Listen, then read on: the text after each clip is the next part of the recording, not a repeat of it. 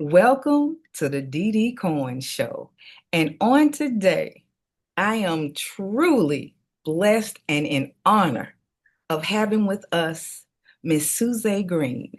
Miss Susaye Green has a beautiful spirit and is very well known all over the world.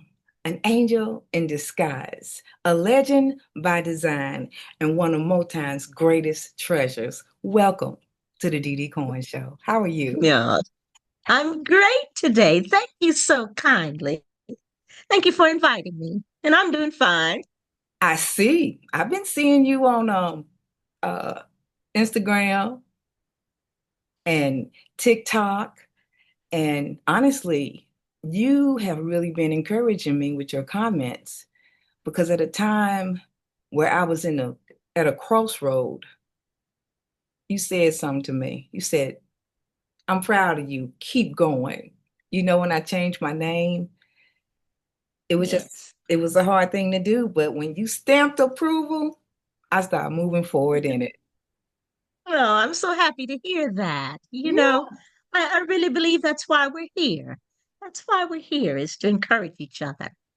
And that's what I want you today is encourage my guests and the people who are going to view you and let them see the true side of you. I have some questions, and like I told you, I got to put my glasses on. Uh, That's fine with me. I don't have my contacts on today, But but you're good at I this. can relate. You're Yeah. good at this. You're good. So, since when you joined the Supremes during the latter chapter of their incredible legacy, how did you make that transition your own and bring your unique sound to an Um, iconic group? How do you do that? hmm. That's a wonderful question.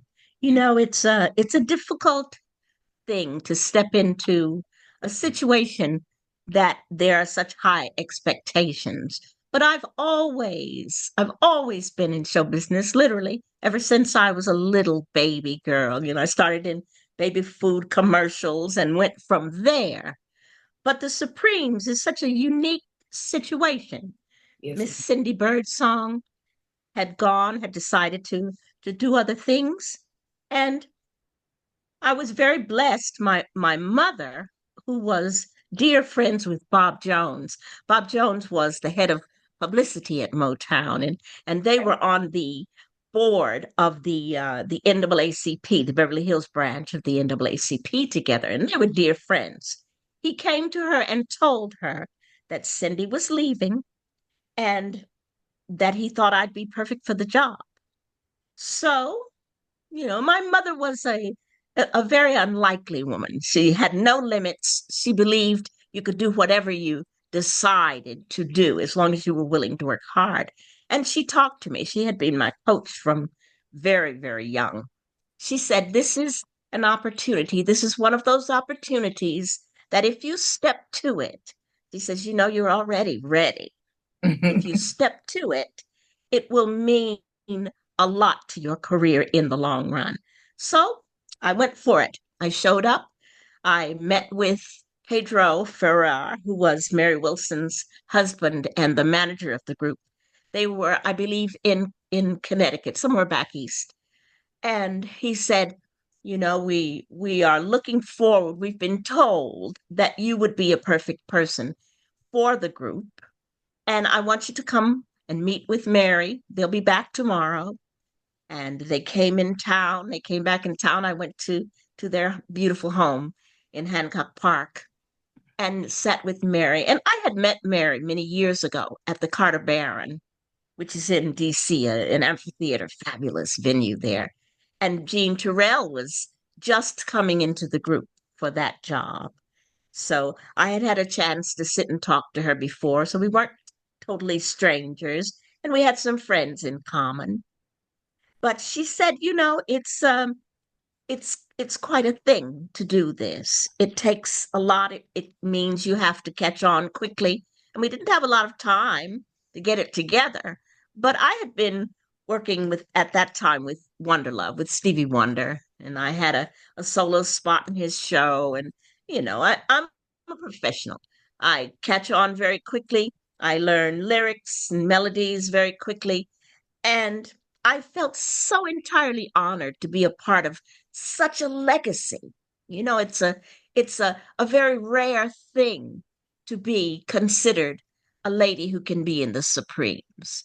The If I might just give a quick recap of who the ladies were.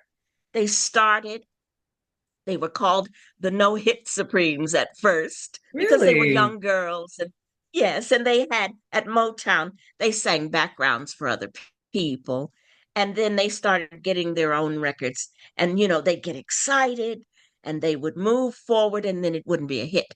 So it was only when a certain song, I believe it was Where Did Our Love Go, that they were able to get that number one spot.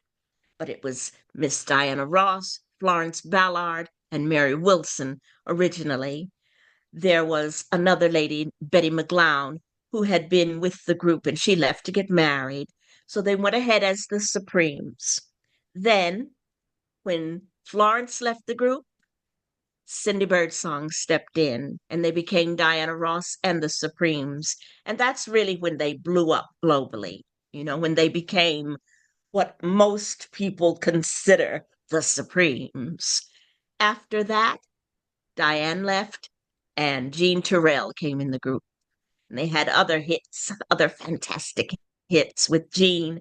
And at that point, Linda Lawrence came in the group. And after after that, it was Sherry Payne. And I was the last Supreme to come in the group. So it's just a tremendous honor.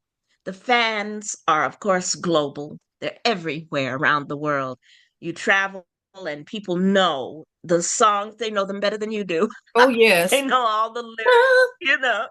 They sing along. Everybody wants to stop in the name of love. But it's just the kind of legacy that is evergreen. It's something that, I thought when I decided to leave the group, I thought, well, I will do my own thing. I've always done my own thing. I'm a songwriter, and I've had tremendous hits and done a lot of things. And I'm a singer, I'm a producer, I paint. I've had number one hits and number one books. I believe in being a creative person. So that's basically how I became a Supreme, but it's something that sticks with you. They say once a Supreme, always a Supreme. And I've always had high standards for what I do. I believe in digging in, and Mhm. having my own high standards that other people have to reach. And it's just an honor.